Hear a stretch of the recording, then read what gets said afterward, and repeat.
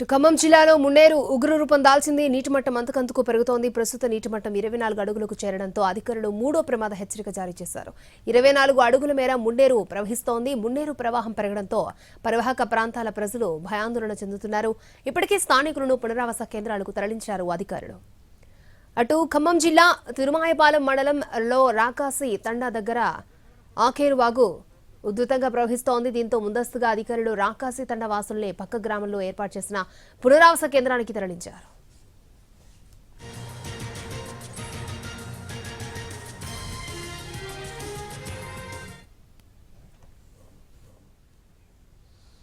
ఖమ్మం జిల్లాలో మున్నేరు వాగు ఉగ్ర రూపం దాల్చింది. నీటిమట్టం అంతకంతకు పెరుగుతోంది. ప్రస్తుతం నీటిమట్టం 24 అడుగులకు చేరుకుంది. అధికారులు మూడో ప్రమాద హెచ్చరిక జారీ చేసినట్టు తెలుస్తోంది. రైట్, పూర్తి డీటెయిల్స్ ఖమ్మం నుంచి మా ప్రతినిధి భూపాల్ లైవ్ లో అందించడానికి సిద్ధంగా ఉన్నారు. భూపాల్.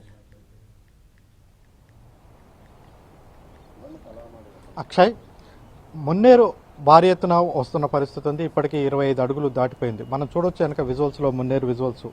ఎగువన డోర్నకల్లు ఆ పరిసర ప్రాంతాల్లో నిన్న భారీ ఎత్తున కురిసిన వర్షం వల్ల, అంటే డోర్నకల్లు ఆ ప్రాంతంలో కురిసిన వర్షం వల్ల అక్కడ ఆకేరు నది ఉంది. ఆకేరు నది వరదంతా కూడా మళ్ళీ ఖమ్మం మీదుగా ఇటు కృష్ణా వైపు వెళ్తుంది. ఈ వరద అనేది కొంత ఆందోళనకరంగా కూడా ఉంది. అయితే ఈ ఏడాది ఇప్పుడు వచ్చిన ఈ వరద అత్యధికంగా వస్తున్న పరిస్థితి. గత ఏడాది దాదాపుగా 36 నుంచి 40 అడుగులకు పైగా గత ఏడాది వచ్చిన పరిస్థితి. అంటే 25 అడుగుల తర్వాత ఇక్కడ రికార్డు అనేది ఉండదు. 25 అడుగు ఇప్పుడు పోతున్న వరద అంటే మున్నేరు బ్రిడ్జి, ఇది దాదాపు 100 సంవత్సరాల క్రితం కట్టిన బ్రిడ్జి. ఆ బ్రిడ్జి కింద నుంచి ఇప్పుడు వరద వెళ్తుంది.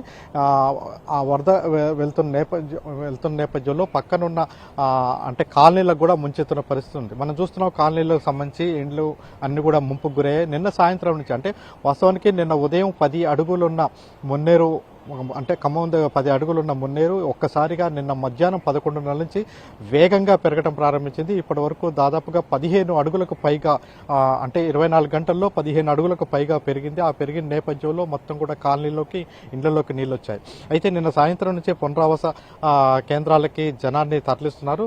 మనం చూస్తున్నాం ఇప్పుడు ఈ ఇండ్లు అనేది మనం చూస్తున్నాం. ఈ ఇండ్లు గతంలో పోయినసారి ఆగస్టు 31 నైటు, సెప్టెంబర్ 1వ తారీఖు నాడు భారీ వరద వచ్చింది. ఆ వరద వచ్చినప్పుడు ఈ ఇండ్లన్నీ కూడా కనపడకుండా మునిగిపోయిన పరిస్థితి. ఒక్కొక్క ఇంటికి సంబంధించి మొత్తం కూడా సామాన్లు అంతా కూడా చాలా పెద్ద ఎత్తున సర్వనాశనం అయింది. లక్షల్లో పోయిన సంవత్సరం నష్టపోయారు. అయితే ఈ పరిస్థితిలో ఈ మున్నేరుకు సంబంధించి కరకట్టాలు కట్టాలని అంటే నిర్ణయం చేశారు. అటువైపు మనం చూస్తున్నాం, అక్కడ విజువల్స్ లో చూడవచ్చు.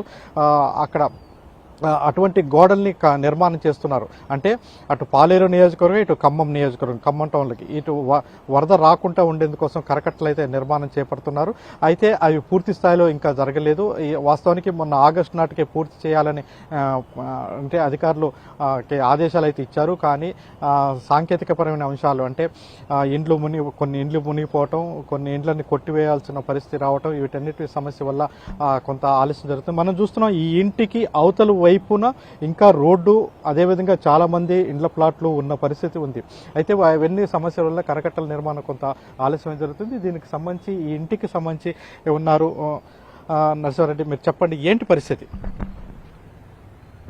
ప్రతి సంవత్సరం కూడా ఇదే ప్రాబ్లం వస్తుంది. వరుసగా 3 ఇయర్స్గా చూసుకుంటే రెగ్యులర్గా ఫ్లడ్ పెరుగుతుంది. కరకట్ట అని చెప్పి అన్నారు, కానీ మార్కింగ్ ఒక చోట ఉంటే ఇంకా 60 ఫీట్ వెనక్కి వెళ్ళి ఏట్లో కట్టే ఆలోచనలో ఉన్నది గవర్నమెంట్. సరే, దానివల్ల ఏం యూజ్ అనేది కూడా అర్థం కావట్లేదు. ఏదైనా సరే కొంచెం తొందరగా చేస్తే బాగుండేది, కానీ ఇక్కడ లోకల్ పీపుల్స్ కూడా కొంతమంది సహకరించలేదు. ల్యాండ్స్ పోతున్నాయని చెప్పి వేరే చోట ప్లేస్ ఇస్తామంటే ప్లేస్ వస్తే మాకు డబ్బులు కావాలని చెప్పి వాళ్ళు కోర్టుకు వెళ్ళారు, స్టే తెచ్చారు.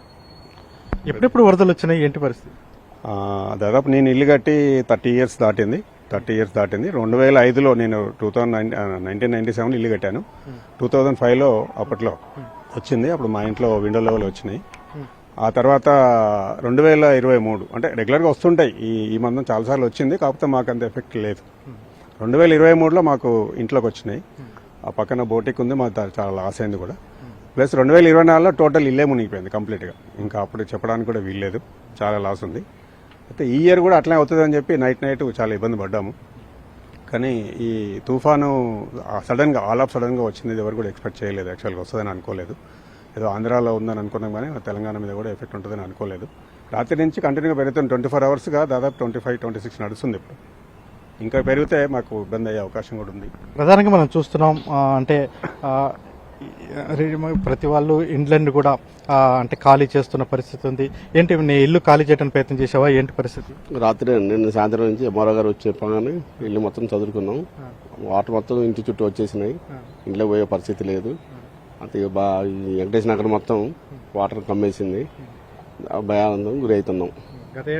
గత ఏడాది అసలు ఉదయం 6 గంటలకే ఇల్లు కట్టుబట్టలతో బయటకు వెళ్ళాలి పరిస్థితి ఏర్పడింది. ఇప్పుడు రాత్రి నుంచి ఇదే భయంగా ఉన్నాం. ఇది మనం చూస్తున్న మొత్తం కూడా ఇక్కడ ఆందోళన వ్యక్తం అవుతుంది. అంటే ఇప్పుడు 25 అడుగులు దాటి ప్రవహిస్తుంది. అయితే ఆ ఎగువ నుంచి ఇంకా పెరుగుతూనే కనపడుతుంది. అయితే ప్రస్తుతం అయితే నిన్న మధ్యాహ్నం నుంచి కొంత వర్షాలు తెరిపించింది. ఇది ఎంత మేరకు తెరిపిస్తుందని తెలియని పరిస్థితి.